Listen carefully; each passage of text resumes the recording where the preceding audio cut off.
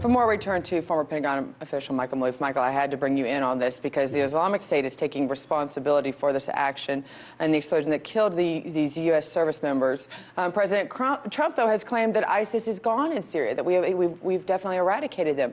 So what is the truth about what's going on in the ground in Syria today? Well, the reality is that ISIS, which is still prominent in that area, has gone into an insurgency mode, which makes them even more dangerous to be able to strike at any time.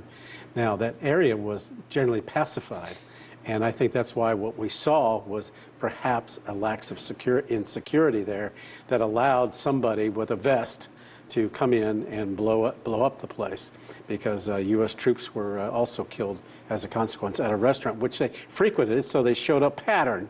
And in a high-risk area, you don't do that.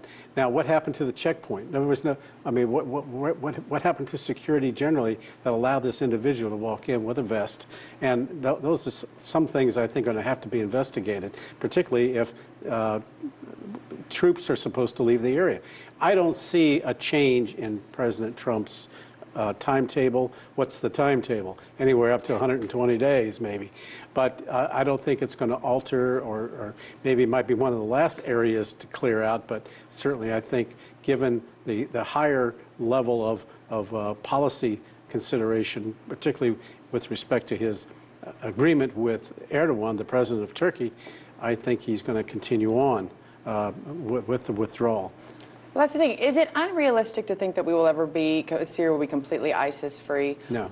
That's the question. So right now, it's almost since 2011, when ISIS basically came about as a result of the U.S. pulling out of Iraq, ISIS has, and then we committed more troops and fighting and what have you, ISIS has metastasized in 34 other countries. Even though we've destroyed their caliphate, now they go into insurgency cells, which makes them even more dangerous. And this was a message that they sent basically today, that they can strike anywhere. Now, was the message aimed at President Trump?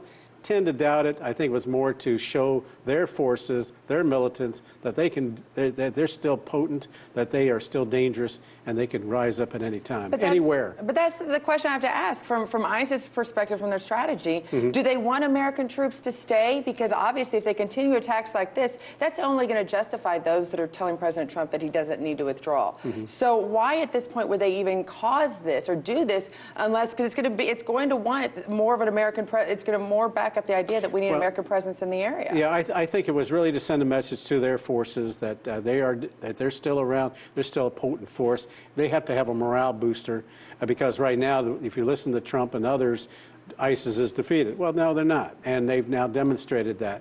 But they're not so much that you got to reintroduce combat troops.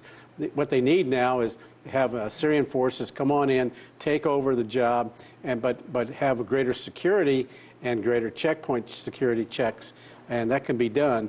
I mean, the fact that this guy just came through there's definitely some and went right outside of a restaurant where U.S. troops would go and have lunch, would show that consistency. That is worrisome to me. But is the Syrian government, after being war-torn for all of these years, actually capable? Are they strong enough to be able to handle this type of obviously intricate sort of policing of the country right now? Or are they still going to need help from foreign troops? Well, they want their entire country back. They do have help from the Russians.